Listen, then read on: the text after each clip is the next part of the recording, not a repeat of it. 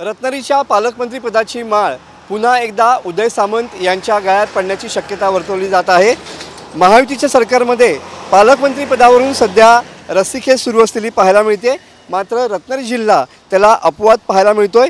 रत्नागिरी जिल्ह्यात 2 मंत्री असून देखील या जिल्ह्यात पालकमंत्रीपदावरून कुठलाच वाद दिसत नाहीये। गृहराज्यमंत्री योगेश कदम यांनी मंत्रिपद घेतल्यानंतर लगेचच उदय सामंत यांना पालकमंत्रीपद मिळालं तर मला आनंद होईल अशी भावना व्यक्त केलेली होती। त्यामुळे पालकमंत्रीपदाची माळ पुन्हा एकदा उदय सामंत यांच्या गळ्यात पडण्याची शक्यता या ठिकाणी राजकीय वर्तुळात वर्तवली जात आहे।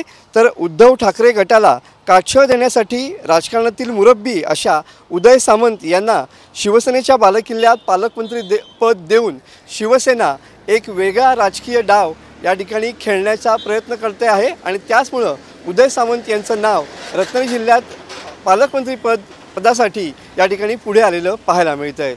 कॅमेरामन समित गजनेसह मी मनोज लेले, TV9 मराठी, रत्नागिरी।